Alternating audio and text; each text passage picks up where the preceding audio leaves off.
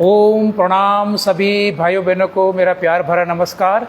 ईश्वर से प्रार्थना है आपके जीवन में सुख, समृद्धि, शांति एवं सुस्वास्थ्य की प्राप्ति हो। आज हम रोगानुसार योगाभ्यास में आपको कराएंगे लकवा पैरालिसिस की समस्याओं में आप क्या योगाभ्यास करा सकते हैं। पैरालिसिस की समस्या बहुत बढ़ चुकी है। एक तो दो कारण से पैरालिसिस होता है, ब्रेन हैमरेजिंग और साथ में ब्रेन स्ट्रोक। अब जब भी कभी हमारी ब्रेन तक पहुंचाने वाले खून को पहुंचाने वाले नसों के अंदर जब पंक्चर हो जाता है, लीकेज हो जाता है खून, तो ब्रेन हैमरेजिंग होता है। खून अच्छी तरह से पर्याप्त मात्रा में दिमाग को मिलता नहीं है, तो दिमाग को जिस भाग में खून अच्छी तरह से नहीं मिलता वहाँ के न्यूरॉन्स डिस्ट्रॉय होने लगते हैं, वहाँ पर समस्या खड़ी हो जाती है। और इसी कारण कहीं जगह कोई नसों के थक्का जम गया है, खून का थक्का जम गया है या ब्लॉकेजेस हैं, उसके कारण भी ये समस्या होने लगती है। तो आज हम अगर ब्रेन स्ट्रोक आ गया है या ब्रेन हैमरेजिंग हो गया है, उसके लिए आप कौन सा योगाभ्यास करेंगे और साथ में कौन से प्राणायाम इसमें इफेक्टिव हैं, और आप कौन एक्यूप्रेशर से लेकर कुछ घरेलू उपचार से लेकर और साथ में आपको ऐसे उपचार भी बताएंगे, खास तौर पर जो भी हम एक्यूप्रेशर है और आसन। इसमें मोटे तौर पर आसन तभी काम लगते हैं जब व्यक्ति स्वस्थ हो। अगर पैरालिसिस का अटैक आ गया है तो कोई भी आसन करने में सक्षम नहीं होता है, तो तब ऐसी स्थिति में तो हम मात्र सूक्ष्म व्यायाम ही करा सकते हैं। लेकिन आज हम आपको दोनों तरह से बताएंगे। जैसे कि आपको ब्रेन स्ट्रोक कभी आए ही नहीं, कभी कभी ऐसी समस्या खड़ी ना हो, इसके लिए आसन बहुत सारे हैं।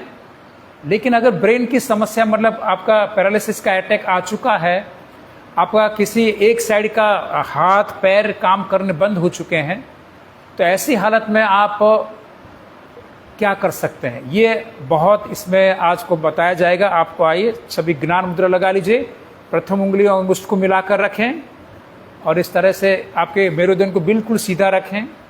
शरीर को सहज शिथिल रखना है आपको, और थोड़े लंबे सांस भरें और छोड़ें।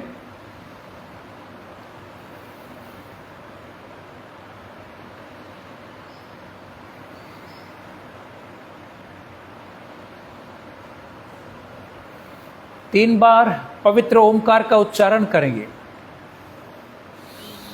ओ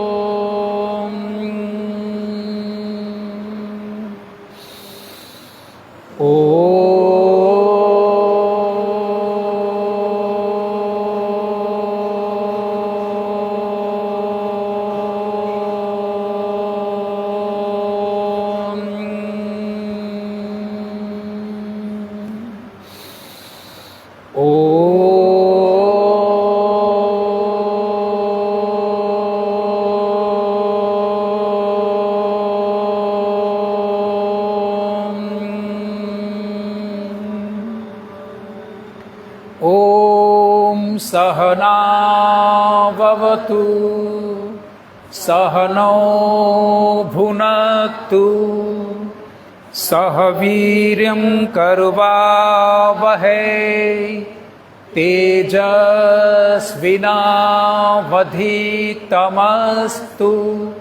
मा विद्विषावहै।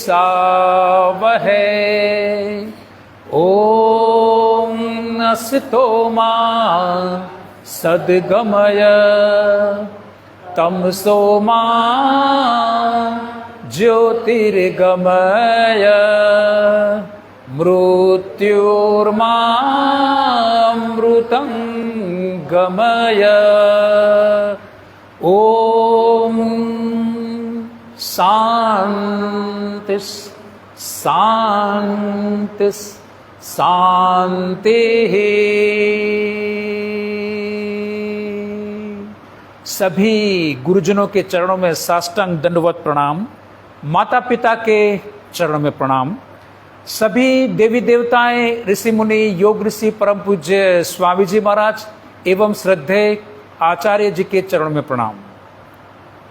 आप सभी का इस सायंकालीन योग सत्र में मैं हार्दिक स्वागत करता हूं। जैसे कि मैंने पहले ही बताया है, आज हम रोगानुसार योगाभ्यास में दिमाग संबंधित, ब्रेन संबंधित समस्याओं का हम शुरुआत करते हैं और आज की समस्या है पैरालिसिस, लकवा। तो पहले हम अपने शरीर को तैयार करते हैं, उसके बाद हम लकवा के लिए, पैरालिसिस के लिए हम योगाभ्यास करेंगे। आइए सभी अपने अपने स्थान के ऊपर खड़े हो जाएं।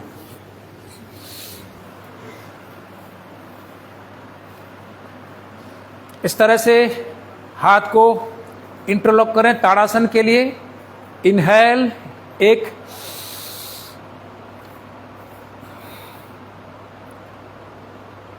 2, एक्सेल, फिर से एक बार करेंगे 3, इनहेल,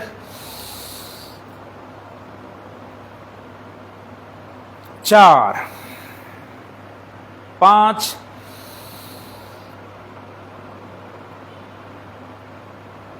6, 7, 8। तिर्यक ताड़ासन, दाहिनी ओर झुकेंगे साइड में, एक्सेल करते हो 1, 2, इनहेल, 3, बाईं ओर झुकेंगे, एक्सेल, 4, फिर से एक बार करेंगे 5, 6, 7, 8।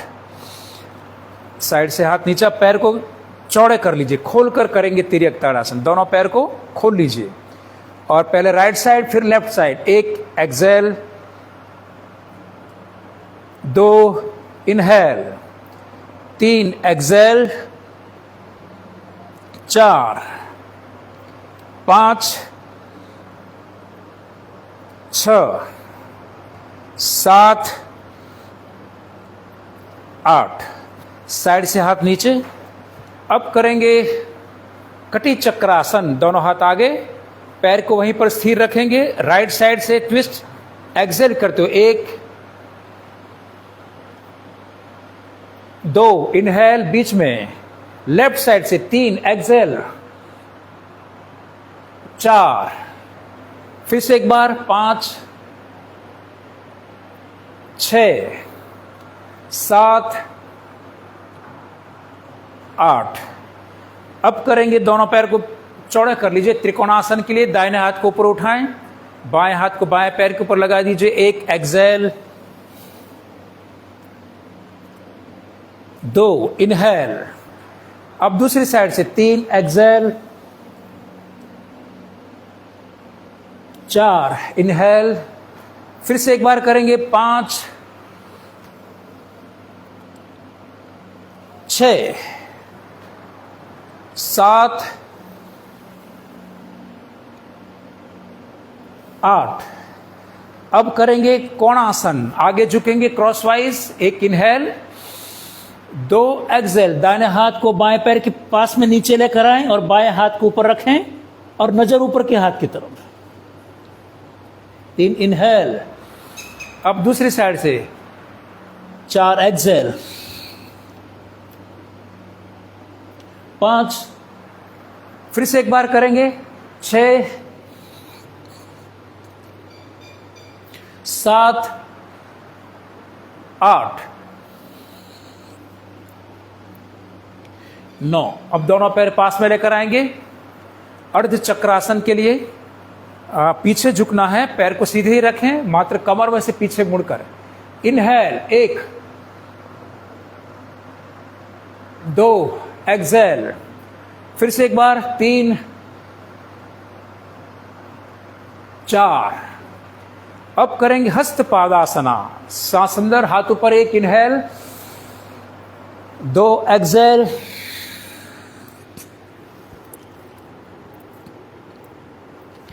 3, इनहेल, 4, एक्सेल,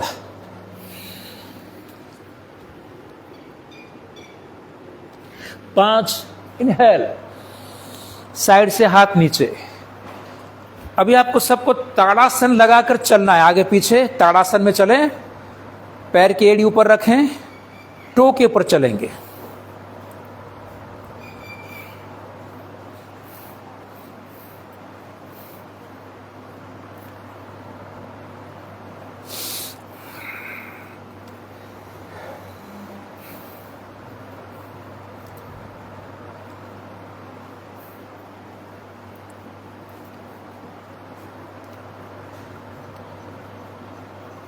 अब कमर के ऊपर हाथ रखते हुए एड़ी के ऊपर आपको चलना है। पैर के पंजे आगे से ऊपर रखें, पैर की एड़ी के ऊपर चलिए। હવે અહીંયા તકલીફ થશે, એક બેન હજી આવ્યા છે।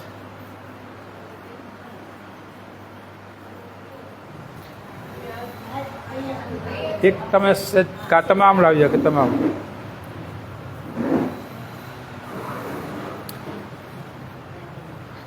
કાલે છે ને વર્ષ આ તો હવે ઘાસમાં બેસાયું નથી, બહુ ભયંકર મચ્છર છે, અમે ગયા હતા, એટલે હવે કાલે પેલું આપણે જ્યાં છે ને પાર્કિંગ, ત્યાં જો સફાઈ થઈ જાય, કારણ કે હવે ઘાસમાં જ્યાં સુધી ચોમાસું ત્યાં સુધી નહીં બેસી શકે।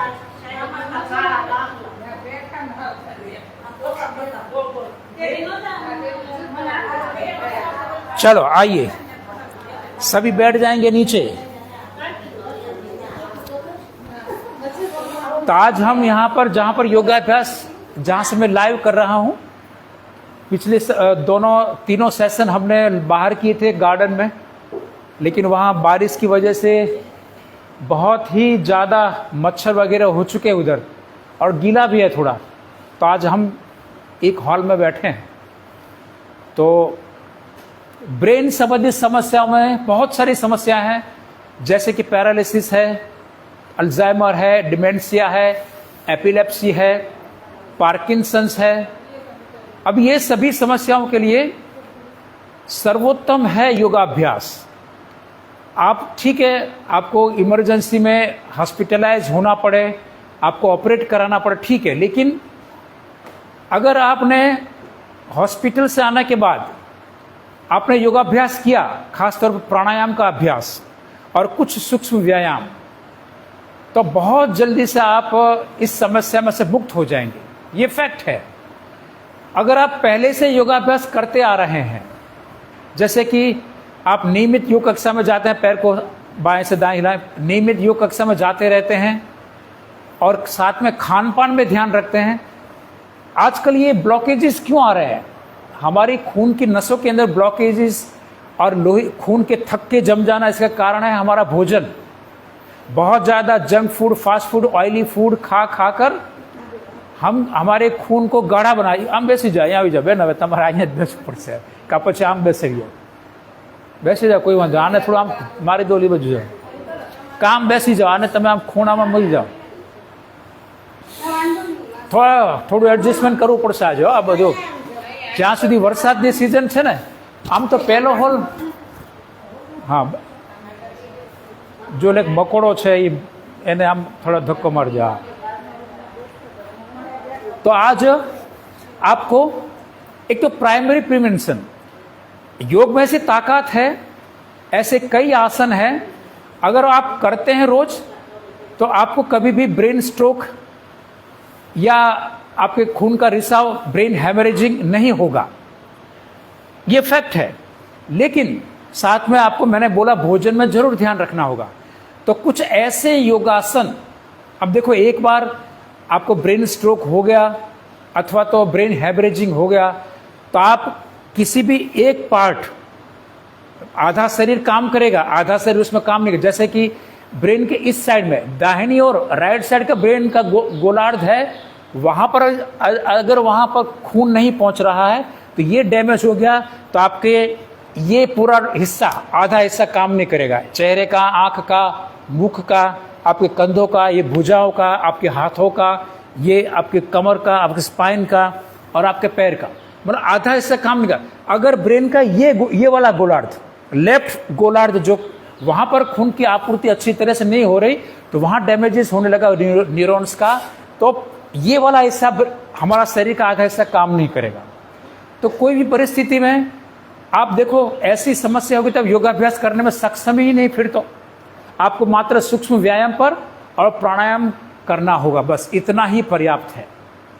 और लेकिन आज मैं आपको बताऊंगा कि ब्रेन स्ट्रोक हो ही नहीं आपके अंदर, आपके ब्रेन हैमरेजिंग हो ही नहीं, आपकी नसें फट जाती हैं, नसें टूट जाती हैं, खून का रिसाव उसमें होने लगता है।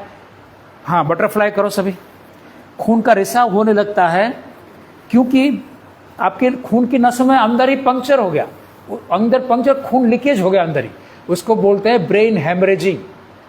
अब वहाँ पर खून के रिसाव होने लगा, ये कारण क्यों है? ज़्यादा आपका बीपी बढ़ा रहता है, बहुत ज़्यादा तनाव है। जो बहुत ज़्यादा तनावग्रस्त रहते हैं उनको भी ये समस्या हो सकती है, और जिनका बहुत ज़्यादा बीपी हाई रहता है, हाई ब्लड प्रेशर रहता है, उनको भी ये नसें फट सकती हैं, खून की नसें। इसलिए इसको ब्रेन हैमरेजिंग बोलते हैं। जब खून का रिसाव इंटरनली होने लगता है दिमाग के अंदर ही, वहाँ की नसों के अंदर, तो ब्रेन हैमरेजिंग। अगर वो दिमाग को खून पहुँचाने वाली नसों के अंदर खून का थक्का जम जाता है, ब्लॉकेजेस हैं, इसके कारण खून नहीं मिल रहा, तो ब्रेन स्ट्रोक है। उसके कारण भी पैरालिटिक का अटैक आ सकता है। एक साइड का आपका शरीर के अंग काम नहीं करते, आपके स्पाइन में भी समस्या हो जाती है, क्योंकि ब्रेन जो सिग्नल पहुंचाने का कार्य चेताओं से, नर्व से ऑर्गन तक ले जाता है, वो नहीं हो पाते। मसल्स आपके ठीक है, मसल्स ठीक है, लेकिन मसल्स को सिग्नल मिलते हैं ब्रेन से, ब्रेन से सिग्नल मिलते हैं। अभी देखो मैं बटरफ्लाई कर रहा हूं, ये आप भी सभी बटरफ्लाई कर रहे हैं। क्यों कर पा रहे हैं? क्योंकि ब्रेन सिग्नल दे रहा है आपके ये इन मसल्स के पर, आपके पैर के मसल्स को, तो वो सिग्नल मिलते हैं, कारण वो आपके मसल्स ऐसे कॉन्ट्रैक्ट होते हैं, फैलते हैं, इसके कारण आप हिला पाते हैं। चलने का कार्य, बैठने का कार्य, दौड़ने का कार्य, बोलने का कार्य, ये हाथ पैर हिलाने का, सब कुछ यहाँ से होता है, दिमाग से।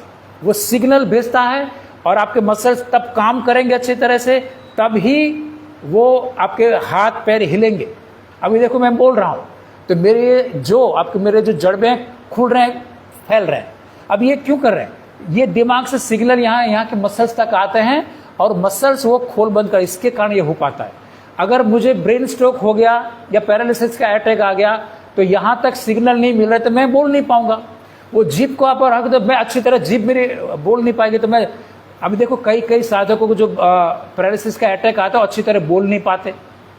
एक साइड का चेहरा, होठ ऐसे हो जाता है, टेढ़ा ऐसे हो जाएगा, या ऐसे हो जाएगा, या ये जड़बा ऐसे एक साइड में हो जाएगा, ऐसे पूरा हो जाएगा। अब ये सभी समस्या ठीक हो सकती हैं, इसमें बहुत जबरदस्त है। इसमें इवन जितनी भी दवाइयाँ हैं, या एलोपैथ की हो या आयुर्वेद की हो, उससे भी ज़्यादा इफेक्ट है प्राणायाम की, खासतौर पर अनुलोम विलोम, भ्रामरी प्राणायाम। ये दो प्राणायाम तो अल्टीमेट है ब्रेन संबंधी सभी समस्या। और ये जो हम ओमकार बोलते हैं उसका भी बहुत उसमें बड़ा रोल है। आइए अब करेंगे, आज मैं आपको बताऊंगा ऐसे आसन जो आपको कभी भी ब्रेन स्ट्रोक आने ही नहीं देगा, आपको पैरालिसिस से अटैक आएगा ही नहीं, या आपकी ब्रेन हेमरेजिंग भी नहीं होगा, और उसके कारण खून का प्रवाह अच्छी तरह दिमाग तक पहुंचना चाहिए। अब उसके लिए हम कौन कौन से योगासन ऐसे हैं जो हमारे दिमाग को, हमारी चेताओं को, हमारे नर्व सिस्टम को अच्छी तरह से कार्य करा सकते हैं। आइए, सबसे पहला है मार्जरासन। ये मार्जरासन क्या करता है? पूरे स्पाइन से लेकर और ये पूरा यहां से दिमाग से सबको ये एक्टिव करता है। इसलिए ये मार्जरासन ये प्राइमरी प्रिवेंशन करेगा। लेकिन आपको या किसी को भी पैरालिसिस का अटैक आया तो ये कर ही नहीं पाएगा, क्योंकि एक साइड का हाथ पैर काम ही नहीं करे, वो कैसे कर पाएगा यह सब? तो उसके लिए मैं कल बताऊंगा, जितने भी सूक्ष्म व्यायाम तो कर ही पाएगा। चलो आप करेंगे मार्जरासन। एक एक्सेल, सिर नीचे, आपकी पीठ की वाले इसे ऊपर उठाएं,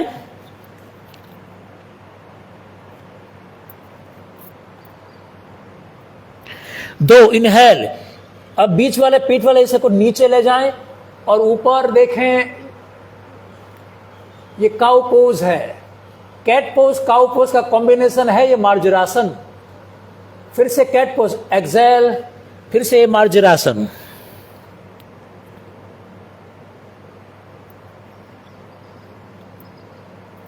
इनहेल, ऊपर देखें और पीठ वाला बीच वाले हिस्से को नीचे ले जाएंगे। आपके हिप्स ऊपर रहेंगे, कंधे ऊपर रहेंगे और कर्व रहेगा बीच में से। फिर से ऊपर, पीठ को ऊपर उठा दीजिए, एक्सेल, मार्जरासन।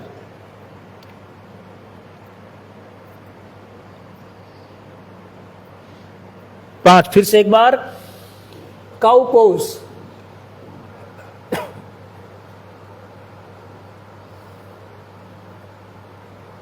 छह, कैट पोज, मार्जरासन, एक्सेल।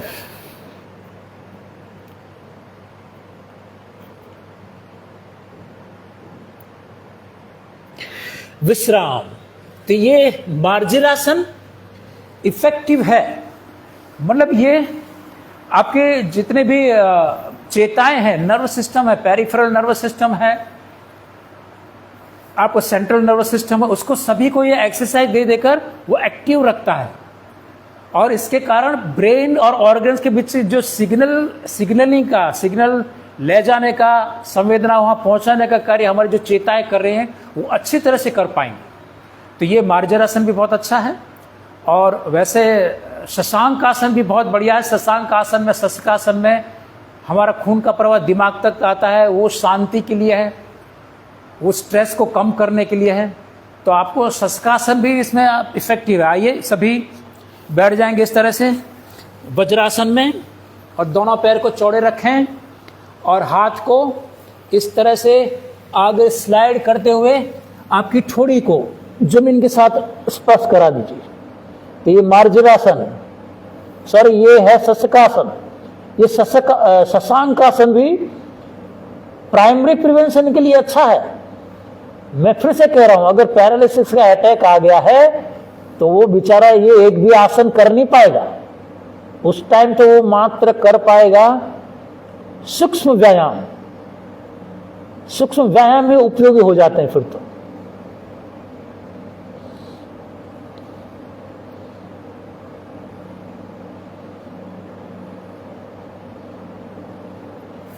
इसमें आप ऐसे कपाल को भी लगा सकते हैं, कपाल को भी धरती के ऊपर लगा सकते हैं।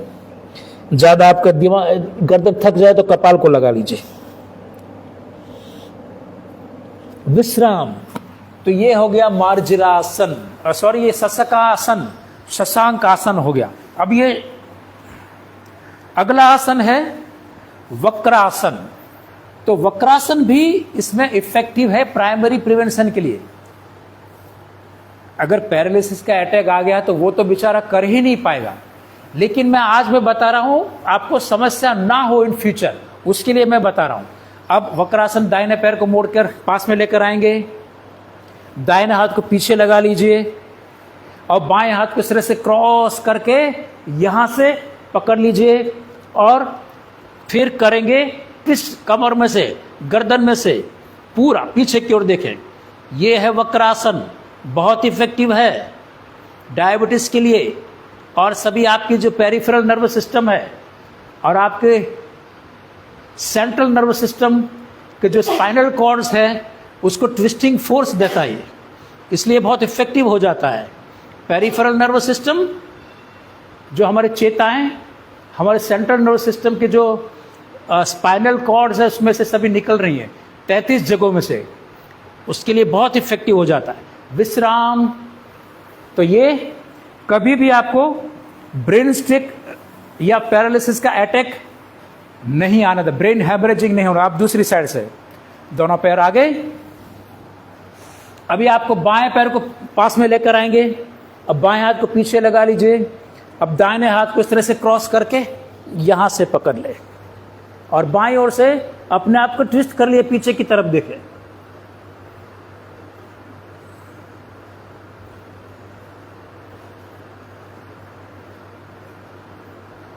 विश्राम। तो ये हो गया वक्रासन। अगला आसन है गौमुखासन, का भी इसमें रोल है। जितने भी हम सामान्य पैकेज में रोज करते हैं आसन, वो सभी आसन ब्रेन स्ट्रोक नहीं होने देंगे, वो आपको पैरालिसिस का अटैक नहीं होने देगा। आप करेंगे, बाएं पैर को मोड़ लीजिए इस तरह से और कोशिश करें उसके ऊपर बैठ जाएं। अगर बैठ नहीं पाते तो साइड में भी रख सकते हैं, इस तरह से बैठ जाएं और बाएं पैर को इस तरह से दाहिने पैर के ऊपर लगा लीजिए। जो पैर ऊपर उसी हाथ को ऊपर से पीठ के पीछे और दूसरे हाथ को नीचे से दोनों हाथ को लॉक करें, हुक आकार देकर। ये पूरे स्पाइन में खिंचाव बल लगता है, इसके अंदर आपकी भुजाओं के अंदर खिंचाव बल लगता है। तो ये गौमुखासन भी प्राइमरी प्रिवेंशन के लिए अच्छा है, मतलब आपको कभी भी पैरालिसिस का अटैक नहीं आएगा, आपको कभी भी पंक्चर नहीं होगा, मतलब आपके दिमाग के अंदर हेमरेजिंग नहीं होने देगा। लेकिन उसके लिए आपको भोजन में जरूर ध्यान रखना होगा। आप कितने भी आसन कर लो, विश्राम, अगर आपने भोजन में खान पान में ध्यान नहीं रखा तो कोई भी आसन, कोई भी प्राणायाम कुछ काम नहीं कर पाएगा। इसलिए हल्का फुल्का खाना कभी कभी खा लिया, ऐसे बाकी सभी जंक फूड, फास्ट फूड जितना भी हो सकता है दूर रहें। अब दाहिने पैर को नीचे, जमणो पग नीचे અને બીજો ડાબો પગ ઉપર આ રીતે इस तरह से घुटने के ऊपर घुटना। अब जो पैर ऊपर से हाथ को पीछे, दूसरा हाथ को नीचे से,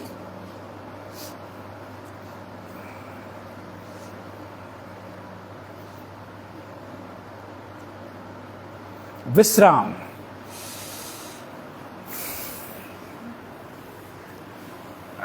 बेन कितना वाग्या? 5:41। चलो, अब स्पाइन के लिए ये भी अच्छे आसन है। ये भी आपकी स्पाइनल कॉर्ड्स को, जो सेंट्रल नर्वस सिस्टम है हमारा दिमाग, और दिमाग में से नीचे से एक पूंछनुमा भाग है जिसको हम स्पाइनल कॉर्ड्स कहते हैं, उसके लिए बहुत अच्छा है। वैसे सभी आपकी मेरुदंड है, आपकी जो करोड़रज्जु છે એના જે વર્ટિબ્રા છે એના માટે તો ઉપયોગી છે જ, परंतु वो जो स्पाइनल कॉर्ड्स है उसके लिए भी अच्छे आसन हैं। मकरासन,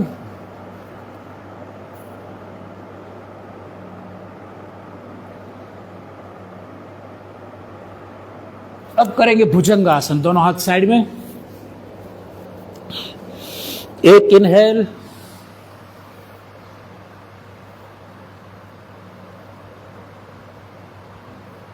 दो एक्सेल।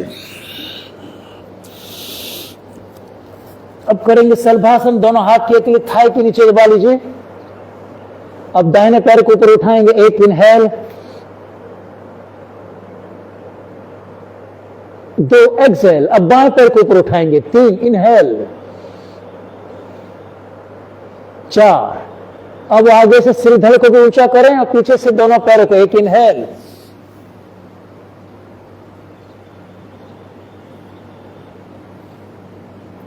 2 एक्सेल। तो ये आसन, एक बार पैरालिसिस हो गया, लकवा हो गया, तब काम नहीं करेंगे, मतलब कब वो, क्योंकि वो साधक कर ही नहीं पाएगा। अब पीठ के बल लेट जाए सभी, पीठ ऊपर सुई जाओ बधाए।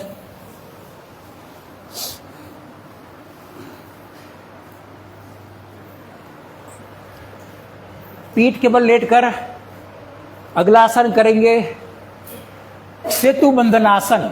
सेतु बंधन आसन के दोनों पैर को पास में लेकर आएंगे, हो सके तो एंकल जॉइंट्स पर से पकड़ लीजिए और पूट के नीचे वाले, इस पीठ के नीचे और पूरे ऊपर उठा लीजिए। एक इनहेल, सेतु बंधनासन, ब्रिज पोज। यह भी उपयोगी है। एक तो दिमाग तरफ खून का प्रवाह अच्छी तरह से जाता है इसमें, आपकी स्पाइन में बहुत जबरदस्त दबाव बल आता है, तो आपकी स्पाइनल कॉर्ड से लेकर आपकी central nervous system, peripheral nervous system के लिए बहुत अच्छा है, और आपके दिमाग को अच्छी तरह से खून की आपूर्ति होने लगती है, तो दिमाग के लिए भी अच्छा है। विश्राम। अब ये पैरालिसिस होता है कहाँ से? दिमाग से ही होता है। विश्राम, नीचे आ जाएंगे, तो ये भी अच्छा आसन है। अब इसी क्रम में मरकटासन, दोनों हाथ को साइड में फैला दीजिए और दोनों पैर को पास में लेकर आएंगे।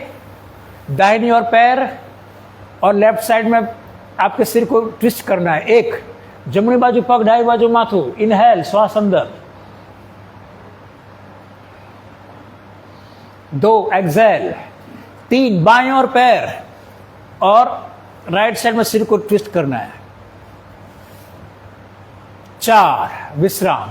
अब दोनों पैर को खोल लीजिए, दोनों पैर एक दूसरे से दूर रखते हुए, एक दाहिनी ओर पैर और लेफ्ट साइड में शरीर को आपके सिर को ट्विस्ट करके रखें।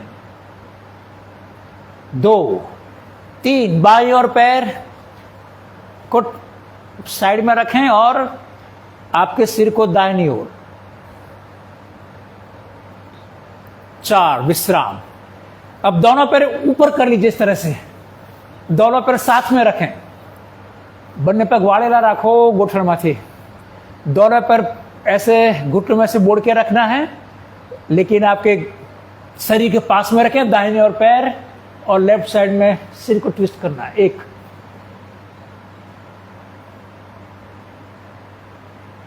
2 बीच में, 3 अब बाईं और पैर लेफ्ट साइड में से, 4 अब पैर को सीधे कर लें। अब लेफ्ट पैर को ऊपर उठाना आएंगे, 1 इनहेल, 2 एक्सेल। लेफ्ट पैर को दाहिने हाथ के पास में लेकर आएंगे और दाहिने हाथ से लेफ्ट पैर के अंगूठे को पकड़ के रखें, पैर है राइट साइड में और गर्दन में सिर को लेफ्ट साइड में ट्विस्ट करके रखें। 3 इनहेल, 4 एक्सेल। अब दूसरे पैर से 1 इनहेल, 2 एक्सेल, बाईं और पैर और राइट साइड में सिर को घुमाएंगे।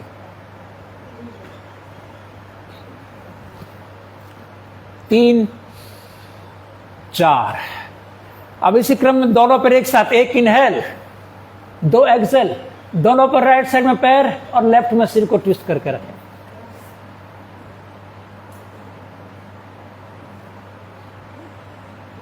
3 4 अब दूसरी साइड से 1 इनहेल, 2 एक्सेल, लेफ्ट में पैर, दोनों पैर एक साथ और राइट में सिर को ट्विस्ट करके रखें।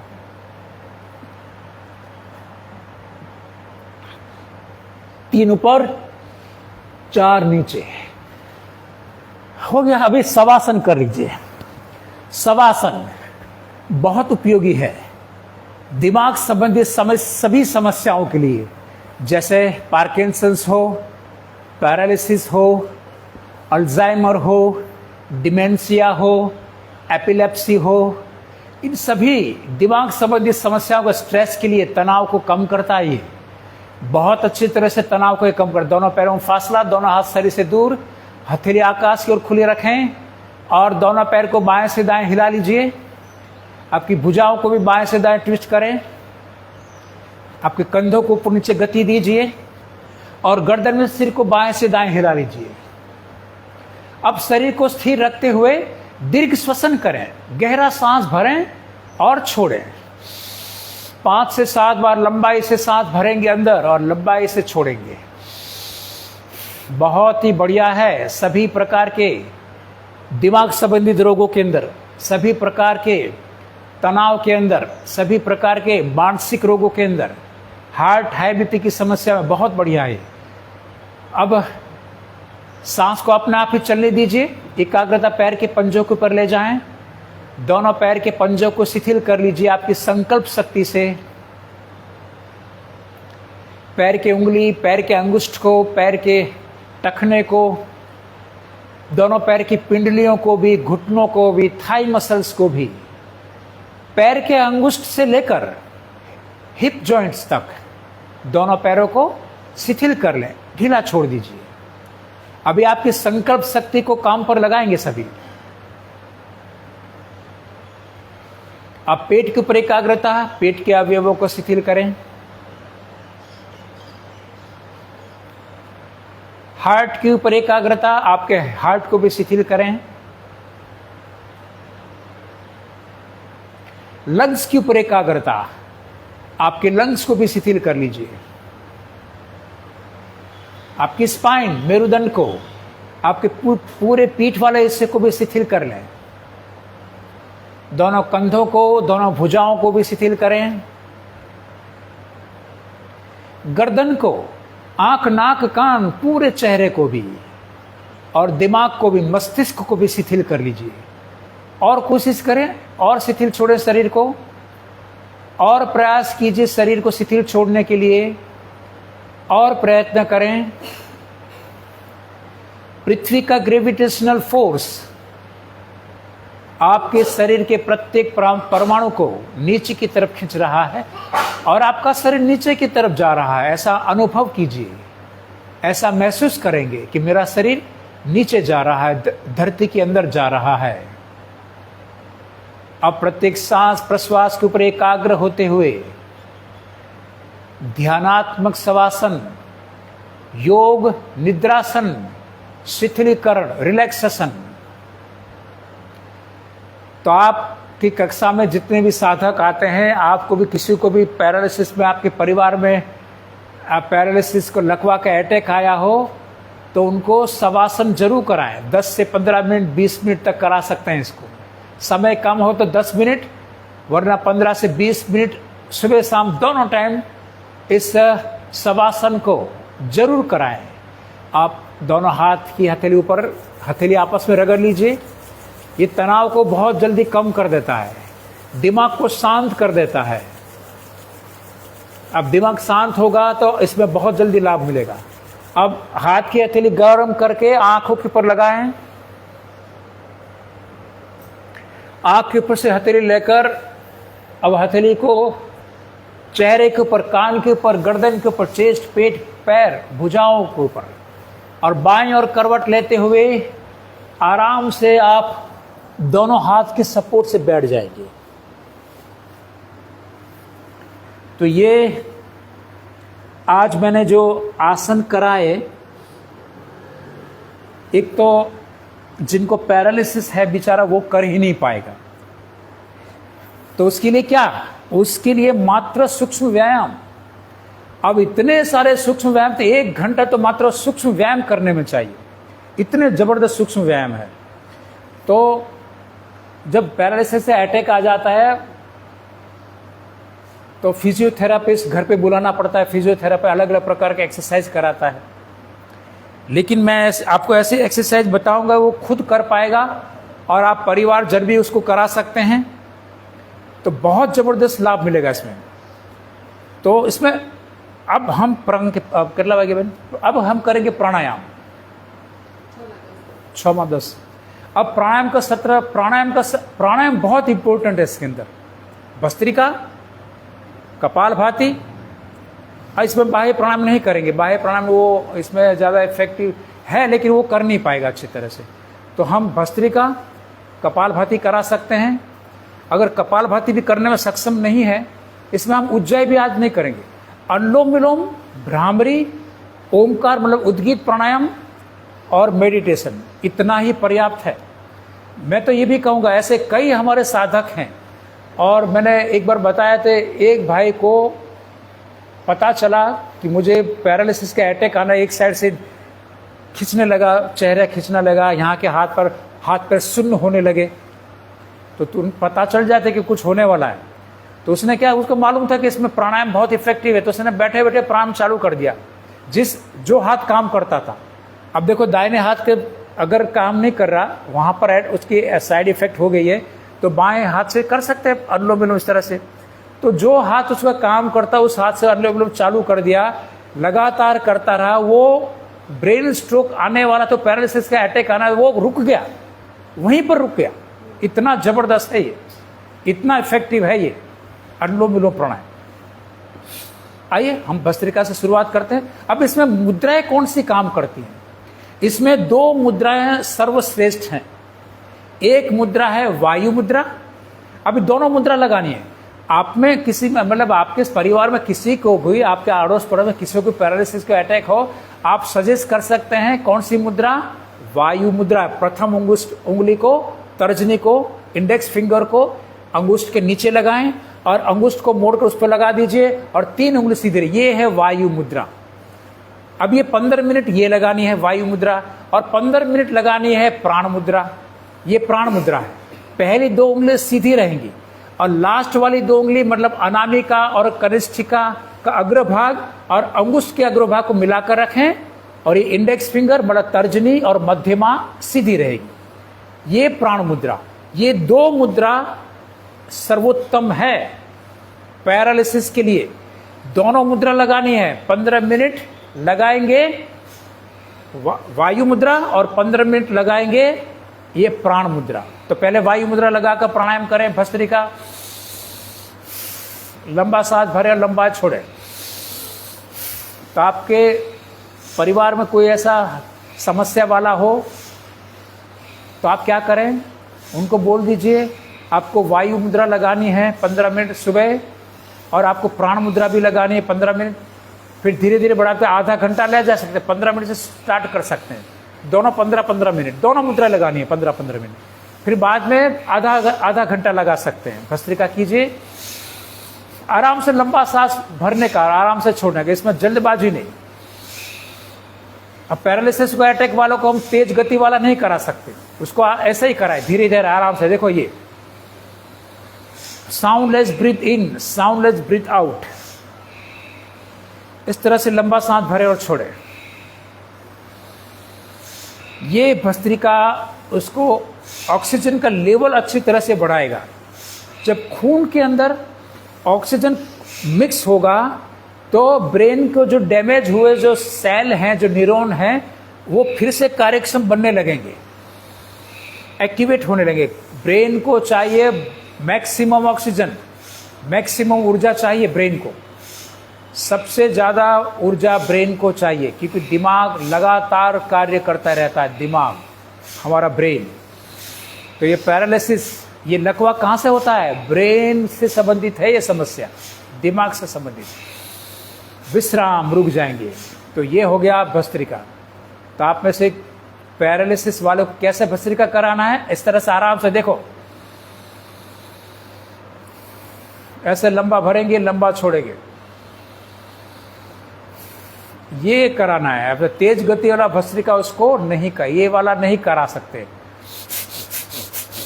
ये कभी भी उनको नहीं कराना चाहिए। वे स्वस्थ व्यक्ति के लिए, क्योंकि ये बीपी शूटअप कर देता है, बीपी बढ़ा देगा, ये वो नसों को तंग करेगा, सिकुड़ेगा, ऐसा बहुत जल्दी जल्दी जल्दी करेगा, तो वो खून की आपूर्ति अच्छे। अब ये बहुत इफेक्टिव है ये प्राणायाम, लेकिन पैरालिसिस में इफेक्टिव ये ज़्यादा नहीं है। ये इसको आप ऐसे करेंगे तो इफेक्टिव हो जाएगा। लंबा भरें, आराम से लंबाई पूर्वक भरेंगे, आराम से छोड़ें। तो ये भस्त्रिका प्राणायाम 5 से 7 मिनट लकवा में करना चाहिए, पैरालिसिस में करना चाहिए 5 से 7 मिनट। कौन सी मुद्रा लगाकर? वायु मुद्रा लगाकर 15 मिनट वायु मुद्रा लगानी है, और उसके बाद कपालभाति प्राणायाम। कपालभाति भी थोड़ी वायु मुद्रा भी लगाकर रखें और कपालभाति शुरू करें। अब कपालभाति भी आराम से कराएंगे, 1 सेकेंड का 1 स्ट्रोक, इसमें भी स्पीड वाला कपालभाति नहीं। देखो ये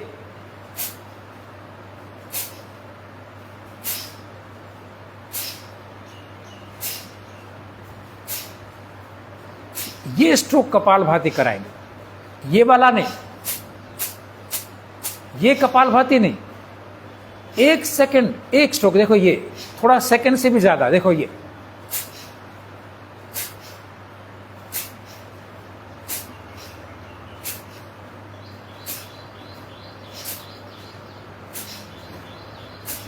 कपालभाति आप पैरालिसिस में करा सकते हैं। कितनी मिनट कराना है? 5, समय कम हो तो 5 से 7 मिनट, वरना 10 मिनट, इतना ही पर्याप्त है, उससे ज़्यादा मत कराएं। अच्छा है 5 मिनट करा लीजिएगा, समय है तो 7 मिनट करा लीजिए, और समय ज़्यादा कर मैक्सिमम 10 मिनट कपालभाति का, उससे ज़्यादा नहीं। इस तरह से स्ट्रोक लगवाएंगे।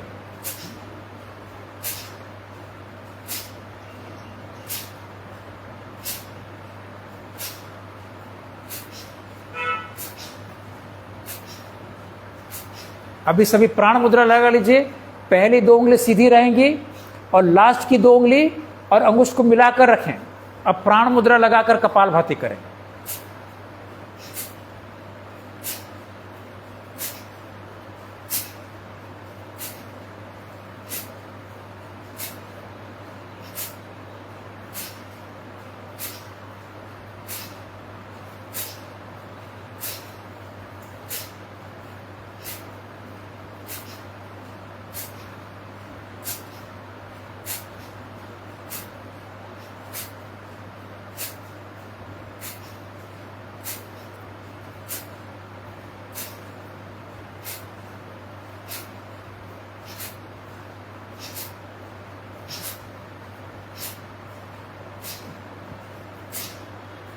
विश्राम, रुक जाएंगे।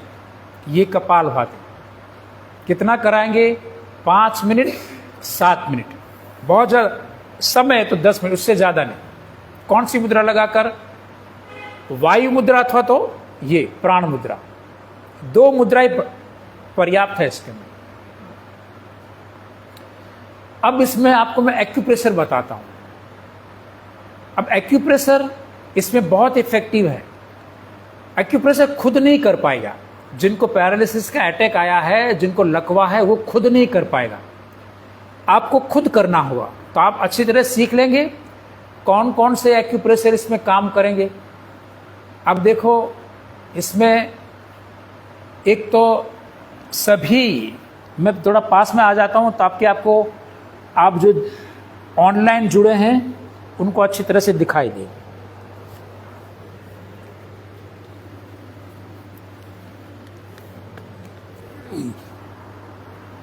अब देखो, एक्यूप्रेशर में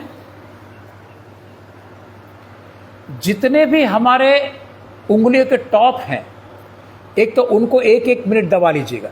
वैसे ये दिमाग के पॉइंट तो यहीं पर है, पिट्यूटरी ग्लैंड, पिनियल ग्लैंड, फिर ब्रेन नर्व्स है, ये पूरे अंगुश के ऊपर टॉप से लेकर यहाँ तक ये इसका। वैसे आप मसाज के रूप में कर लेंगे तो भी चलेगा। ऐसे 80 टाइम्स इस तरह से और 80 टाइम्स 80 बार ये ऐसे अंगुश को पकड़ा और ऐसे हथेली में ऐसे घुमाया। आप कपालभाति के साथ भी कर सकते हैं, वरना ऐसे भी दोनों टाइम कर सकते, दोनों हाथों में कर लें। अब सभी उंगली के टॉप के ऊपर, इसके ऊपर 1 मिनट इधर, फिर 1 मिनट इधर, सभी उंगली के टॉप के ऊपर ये 1-1 मिनट सभी उंगली के ऊपर। मतलब यहां सभी 1-1 मिनट करेंगे तो 5 मिनट इस हाथ में हो जाएंगे और 5 मिनट इस हाथ में हो जाएंगे, इन सभी उंगली के टॉप के ऊपर। ये ऐसे आप दबा भी सकते हैं। अंगुष्ठ से एक उंगली नीचे रखें सपोर्ट के लिए और उसके ऊपर अंगूठा ऐसे दबाएंगे सभी। अब ऐसे नहीं कर रहा तो ऐसे मसाज भी कर सकते हैं, इस तरह से मसाज भी कर सकते हैं ये। और एक पॉइंट इधर भी है, ये जो हमारी जो इंडेक्स फिंगर है साइड में, ये हमारा जो इंडेक्स फिंगर साइड में यहाँ पर ऐसे दबा लिया है ये। या फिर आप छोटी मूंग का दाना जो आता है वो टैप में चिपका कर यहाँ पर दबाकर ऐसे इसको फोल्ड कर दीजिए, तो वो उसका दबाव लगातार रहेगा।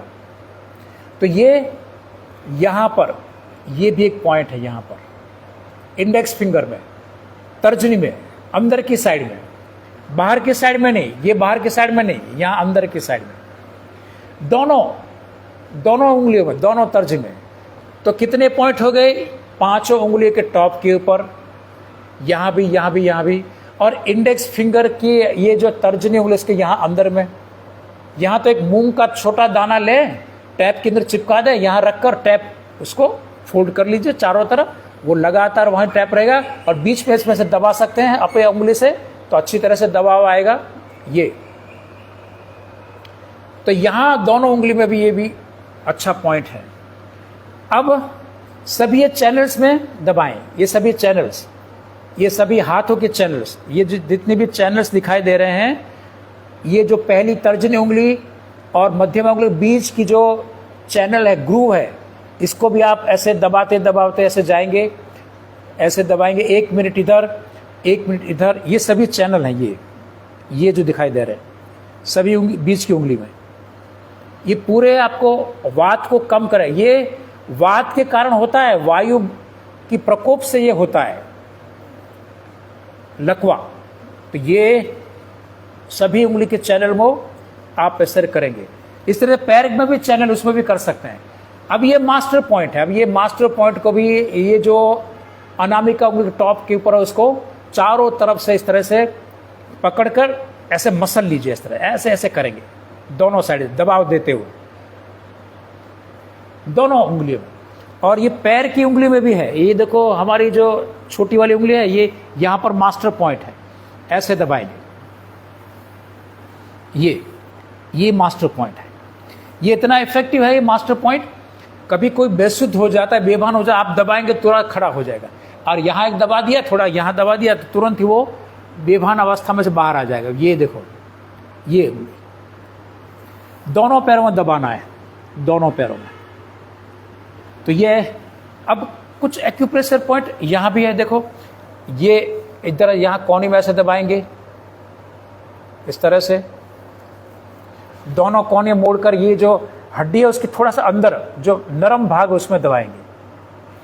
फिर आपको खोपड़ी के बिल्कुल सेंटर में आप ऐसे उंगली ले जाएंगे तो नीचे खोपड़ी के नीचे गड्ढा जैसा भाग है, उस गड्ढे के अंदर आपको ये अंगुष्ठ को लगा कर रखें और वहां से क्लॉकवाइज डायरेक्शन में से मसाज के, क्लॉकवाइज या एंटी क्लॉकवाइज कोई भी दिशा में आपको क्या करना है, लगातार दबाव अंदर की ओर रखते हुए इस तरह से गोल गोल गोल गोल क्लॉकवाइज डायरेक्शन में अथवा तो एंटी क्लॉकवाइज डायरेक्शन में ऐसे लगातार दबाव रखते हुए दबान, ऐसे मसाज के रूप में एक्यूप्रेशर करना है। एक तो ये पॉइंट हो गया। फिर एक पॉइंट ये भी है, कान को इस तरह को, कान में आपको अंगुष्ठ को लगा लीजिए, कान में आपके इस अंगुष्ठ को लगा लीजिए। अब हथेली को ऊपर तक ले जाएं और जहां पर कान में बिल्कुल ये कान जो है इसकी बिल्कुल लाइन में जो गड्ढा है उसके लाइन में उंगली जानी चाहिए और जहां पर ये मध्यम टच होती है बड़ी वाली उंगली, वहां उस पॉइंट को पकड़ें, उस पॉइंट के ऊपर इस तरह से दबा दीजिए, इस तरह से।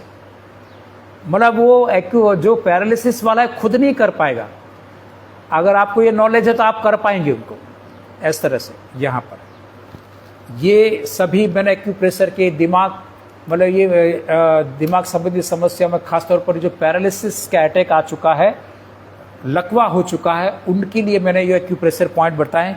सभी पॉइंट 1-1, 2-2 मिनट दबाएंगे तो बहुत जल्दी एनर्जी का फ्लो उसमें अच्छी तरह से व्यवस्थित होने लगेगा। दिमाग को चाहिए लगातार एनर्जी, ऊर्जा, तो एक्यूप्रेशर पॉइंट आपके शरीर के अंदर एनर्जी का फ्लो व्यवस्थित कर देता है, वो तो सब कुछ संतुलित होने लगेगा। आइए फिर से आप प्राणायाम को हम आगे बढ़ाएंगे। तो प्राणायाम में अगला प्राणायाम जो है, अभी इसमें बाह्य प्राणायाम और अग्नि ये उज्जाई प्राणायाम ज्यादा कोई इसमें रोल नहीं है, इसलिए हम उसको आज नहीं करेंगे। आप डायरेक्ट करेंगे अनुलोम विलोम प्राणायाम। तो अनुलोम विलोम प्राणायाम कौन सी मुद्रा लगाकर करेंगे? आपके बाएं हाथ में प्राण मुद्रा लगाएं, लेफ्ट हैंड में प्राण मुद्रा लगा लीजिए और दाहिने हाथ के अंगुष्ठ से दाहिनी नासिका बंद करें और बाएं से इनहेल करें। इसमें भी लंबा खींच के भरेंगे और बाएं नासिका बंद करके राइट से एक्सहेल करें। यह सबसे सर्वोत्तम प्राणायाम है सभी प्रकार के दिमाग संबंधी समस्याओं के अंदर, वो पार्किंसंस हो, पैरालिसिस हो, अल्जाइमर हो, डिमेंशिया हो, एपिलेप्सी हो या अलग अलग प्रकार के मानसिक रोग हो, सर्वोत्तम प्राणायाम है। बस इसका टाइमिंग बढ़ाना होता है। अगर पैरालिसिस लकवे ग्रस्त व्यक्ति ने अगर रोज पूरे दिन अगर प्राणायाम करता है अनुलोम विलोम, मतलब भोजन के बाद 2.5 घंटे नहीं करना, बैठे बैठे अगर ये अनुलोम विलोम करता रहेगा तो मात्र 3-4 दिन में ही उसको जो समस्या उसमें से 60% उसको लाभ मिल जाएगा। 50 से 60% अगर पूरे दिन बैठे बैठे अनुलोम विलोम करता रहा तो। हाँ, कुछ खाया पिया है तो 2.5-3 घंटे नहीं करना है, उसके बाद फिर चालू कर दो। वैसे भी कुछ नहीं कर पाएगा, वो पैरालिसिस का अटैक है, वैसे ही वो बेड रेस्ट में है, बैठे बैठे सोते, अगर बैठ नहीं पाता तो लेटे लेटे करें, बेड में लेटे लेटे सोते सोते प्राणायाम करो, कोई बात नहीं। अगर बैठ नहीं पा रहा है तो कहने का मतलब है जो साधक ने मैक्सिमम अनुलोम विलोम प्राणायाम कर लिया पूरे दिन बैठे बैठे, मतलब पूरे दिन में 3 घंटे अनुलोम विलोम हो गए तो 3-4 दिन में ही 50 से 60% जो समस्या उसमें लाभ मिल जाएगा। ये फैक्ट है, इतना जबरदस्त प्राणायाम है। पूरे आपके दिमाग सभी न्यूरॉन्स को एक्टिवेट कर देता है ये प्राणायाम। आपकी पिट्यूटरी, पीनियल ग्लैंड्स और हाइपोथैलेमस ग्रंथि को भी वो एक्टिवेट करता है प्राणायाम। सभी हार्मोन्स नियंत्रित होने लगते हैं, स्ट्रेस हार्मोन्स डाउन चले जाते हैं, गुड हार्मोन्स का सिक्रेशन बढ़ेगा।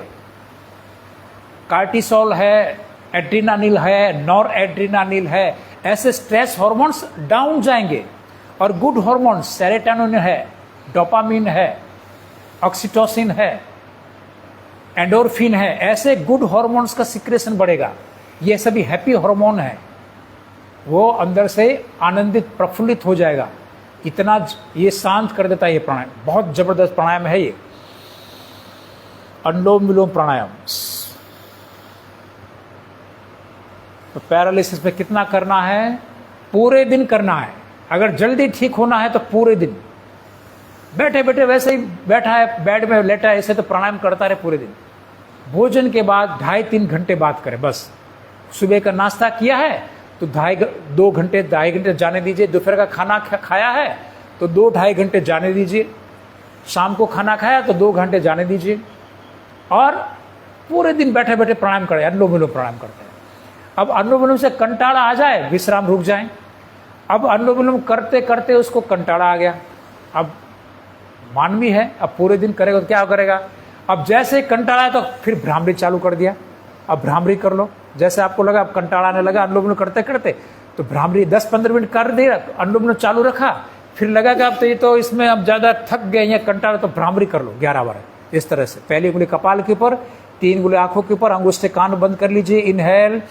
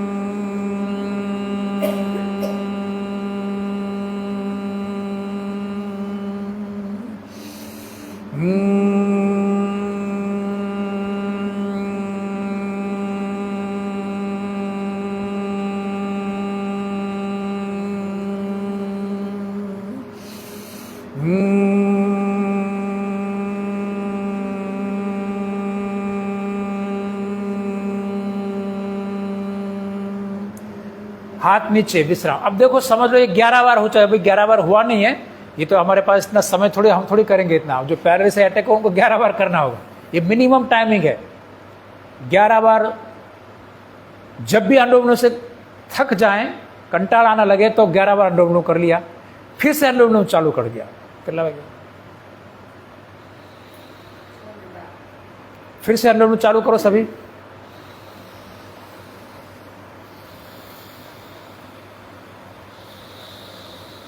और कुछ नहीं, इसमें लंबाई से आराम से लंबा सांस भरेंगे, लंबाई से पूरा विसर्जित करेंगे। ये प्राणायाम आपके शरीर के अंदर जो पेरिफेरल नर्व सिस्टम है, जो चेताएं उसके अंदर जो नर्व्स हैं, उसको एक्टिवेट कर देगा ये। और आपके सेंट्रल नर्व सिस्टम है जो ब्रेन में से जितने भी सिग्नल लाने का कार्य करता है, वहाँ पर फिर पेरिफेरल नर्व सिस्टम में जाते हैं वो सिग्नल, फिर सभी अवयव तक वो सिग्नल जाते हैं, सभी मसल्स तक ये सिग्नल जाते हैं, फिर अच्छी तरह से होने लगे ये सिग्नल पास अच्छी तरह होने लगे, सभी चेता एक्टिवेट होने लगेंगी, डीजनरेटिव सेल फिर से रीजनरेट होने लगेंगे सेल के।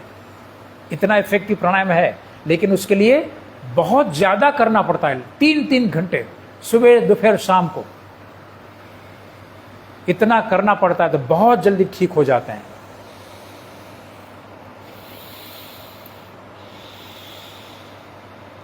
विश्राम छोड़ दीजिए, दोनों पैर को सामने खोल लीजिए। तो ये अनुलोम विलोम प्राणायाम और भ्रामरी प्राणायाम, 10-15 मिनट अनुलोम विलोम किया, भ्रामरी 11 बार कर लिया, फिर से 10-15 मिनट अनुलोम विलोम किया, फिर से भ्रामरी कर लिया। इस तरह से पूरे दिन जो साधक करता रहेगा वो बहुत जल्दी पैरालिसिस में से बाहर आ जाएगा। एक साधक को इतना जबरदस्त पैरालिसिस अटैक था, मैं कहाँ शिविर पे गया था, मैं गया था,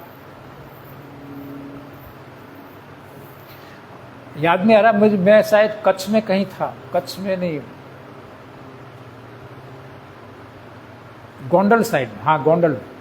तो वहाँ पर एक साधक कितने सालों से, उनका फोन आया था, तो उसका कितने सालों से पैरालिसिस था, ठीक नहीं हो पा रहा था, काफ़ी ठीक हो गया था, लेकिन लगभग 7-8 साल हो गए फिर भी पूरी तरह से ठीक नहीं हो पा रहा था। दवाइयाँ चालू थी, एलोपैथ की इंजेक्शन चालू थे, खून पतले करने की दवाएं देते रहते हैं, तो खून पतले करने की दवाएं उसमें चालू रखनी पड़ती है लगातार। तो मैंने बोला भाई अनुलोम विलोम करो। अनुलोम विलोम ने किया तो जो 5, 6, 7, 8 सालों से जो ठीक नहीं हो पा रहा था वो मात्र 25-30 दिन में ठीक हो गया। उसने पूरे दिन अनुलोम विलोम करता रहा, पूरे दिन किया बैठ कर। इतना जबरदस्त प्राणायाम है।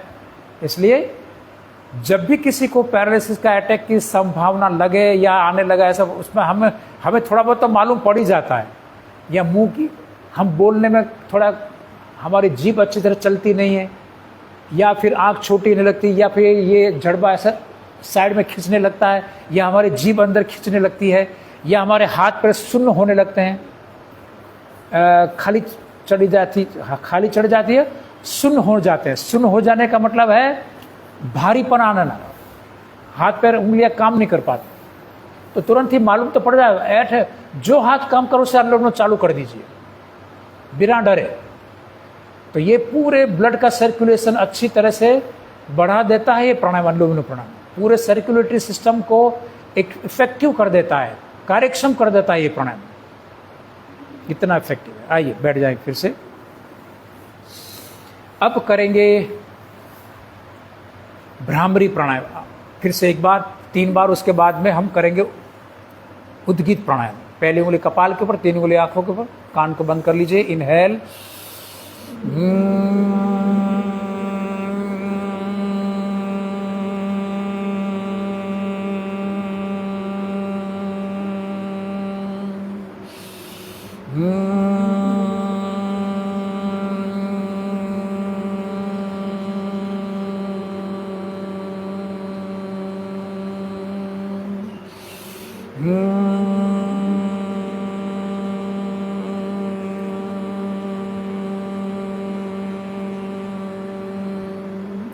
हाथ नीचे, ज्ञान मुद्रा में दोनों हाथ लगा लीजिए इस तरह से, ज्ञान मुद्रा। और अब हम करेंगे उद्गीत प्राणायाम, पवित्र ओमकार का 3 बार उच्चारण। हाँ, उद्गीत प्राणायाम भी इफेक्टिव हो जाता है अगर आपको उसमें मकार को हम अ उ और म 3 का ये शब्द बना है, अकार उकार मकार। तो इसमें अ उ को शॉर्ट रखकर अगर हमने मकार को लंबा कर दिया तो वो भी भ्रामरी की तरह इफेक्टिव हो जाएगा। तो आज हम इसी प्रकार से ऐसे ओम ऐसे नहीं बोलेंगे, आज ओम, ये मकार को लंबा खींचेंगे। तो पार्किंसंस के लिए, पैरालिसिस के लिए, ब्रेन सभी समस्याओं के लिए, स्ट्रेस के लिए, तनाव के लिए, हाई बीपी के लिए बहुत इफेक्टिव हो जाता है इस प्रकार का उद्गीत प्राणायाम, ओमकार का उच्चारण। आइए बोलेंगे मेरे साथ, ओम।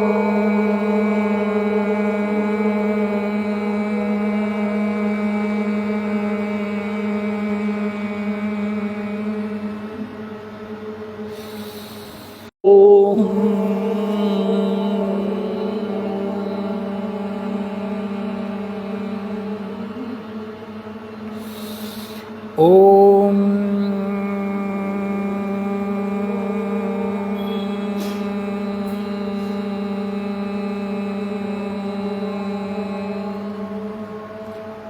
रुक जाएंगे। तो मैंने क्या किया, अकार उकार को शॉर्ट कर दिया, ओम, मकार को लंबा, ओम।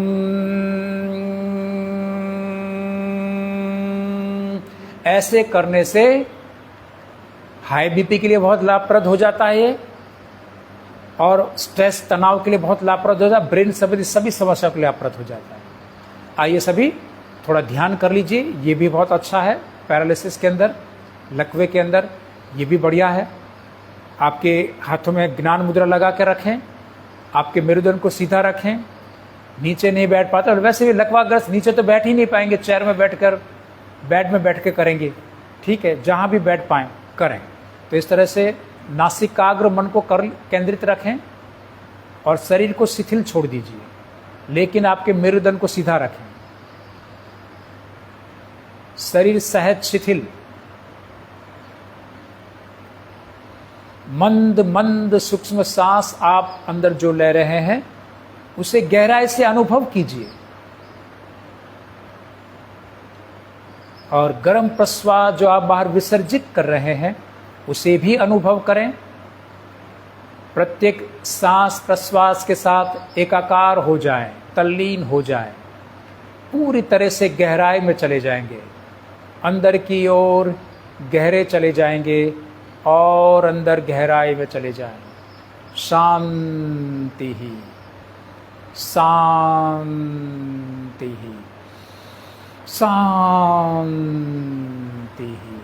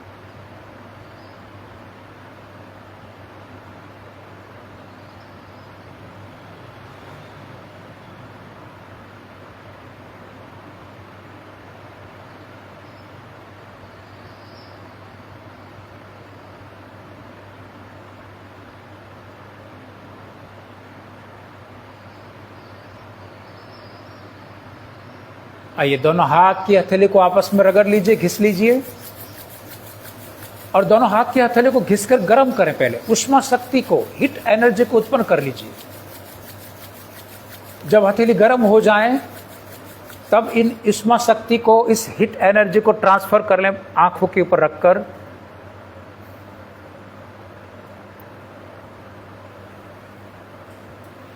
आंखों के ऊपर से हथेली ले लीजिए, आंखें खोलें। अब दोनों हथेली चेहरे के ऊपर, फिर कान के ऊपर, फिर गर्दन के ऊपर, फिर चेस्ट, पेट, पैर और भुजाओं के ऊपर। पैर को सामने खोल लीजिए। तो आज हमने प्राइमरी प्रिवेंशन, मतलब किसी साधक को लकवा हो ही नहीं उसके लिए कुछ आसन प्राणायाम आपको कराए। लेकिन अगर लकवाग्रस्त है तो कोई आसन करने में सक्षम नहीं है तो फिर क्या करेगा? तो फिर मात्र करेगा सूक्ष्म व्यायाम और प्राणायाम। तो कल सभी प्रकार के सूक्ष्म व्यायाम मैं आपको कराऊंगा।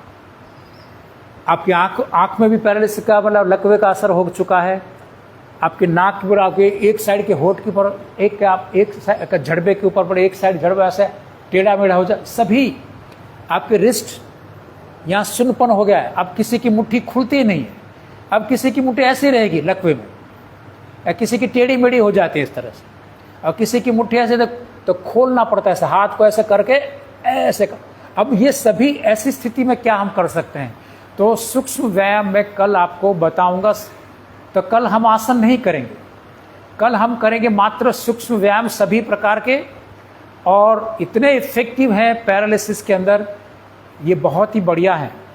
तो आप कल सीखेंगे उसको भी। पैर को आगे पीछे दबाएं। और कल हम क्या क्या हम भोजन में खाना चाहिए, क्या नहीं खाना चाहिए, कुछ पतंजलि के आयुर्वेदिक दवाई के बारे में बताऊंगा जो बहुत ही इफेक्टिव है, बहुत ही कारगर है। और साथ में कुछ घरेलू प्रयोग भी मैं आपको बताऊंगा। तो कल फिर से एक बार लकवे के लिए सत्र रहेगा कल का। फिर परसों सत्र रहेगा पार्किंसंस के लिए, वो भी एक दिमाग समझिए समय पार्किंसंस। कल हम लकवे का पूरा कर देंगे। तो परसों से पार्किंसंस, कंपवात के लिए। चलो बैठ जाएंगे सभी।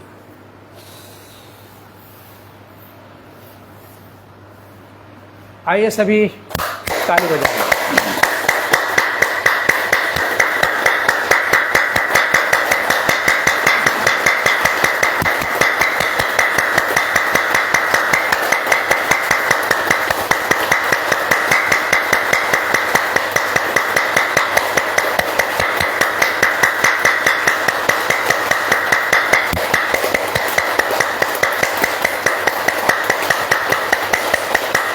ओके, सिंहासन इस तरह से, हथेली यहाँ पर, और आज्ञा चक्र पर मन को केंद्रित रखना है। यहाँ पर इनहेल, इनहेल, इनहेल, सिंहासन इफेक्टिव है ब्रेन संबंधी समस्याओं के लिए। अब जिनको लकवा है, फेशियल पैरालिसिस हो जाता है, किसी किसी को मात्र फेस के ऊपर ही पैरालिसिस हो जाता है, आँख, एक साइड के आँख, एक साइड का नाक, तो जीभ, तो उसके लिए भी सिंहासन उपयोगी है। तो सिंहासन उनको करना चाहिए। आइए अब हम हास्यासन करेंगे पूरी मुक्त होकर, जोर से हंसे, जोर से हंसेंगे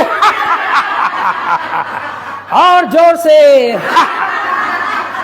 एक बजे शाम समय थी, चलो जोर से, जोर से और जोर से हंसेंगे, एक बार और लंबा हास्य, जोर से और लंबा हास्य, एक बार और हंसे और लंबा ऐसे। तो हास्यासन तो सभी रोगों में काम करता है, तो ये बहुत इफेक्टिव है सभी रोगों में। ये तनाव कम कर देता है, हमारा शरीर का रोम रोम हंसने लगता है इससे। तो पहले झूठी हंसी से चालू होता है, फिर धीरे धीरे हास्यासन अच्छी तरह से होने लगता है। आइए सभी हाथ जोड़कर बैठेंगे, मैं बोलूंगा आप इसका रिपीट करेंगे। सभी निरोगी रहे, सभी शांत रहे, सभी को सुख प्राप्त हो, सभी का कल्याण हो। ओम शांति पाठ।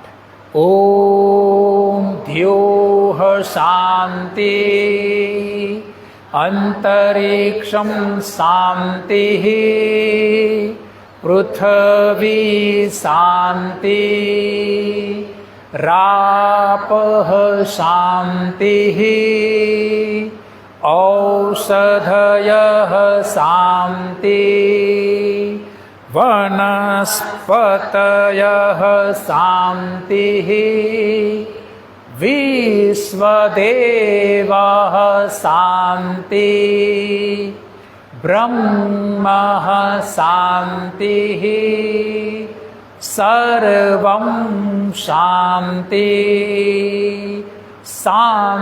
शांतिरेव शांतिः सा मा शांतिरेधि। ओम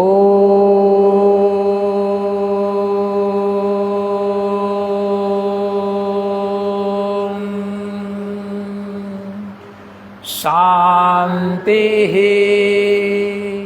शांतिः शांतिः विश्वमाने कुरु कुरु वाम स्वाहा। ओम श्री परमात्मने नमः। ओम श्री गुरुभ्यो नमः। ओम सर्वभ्यो नमः। ओम।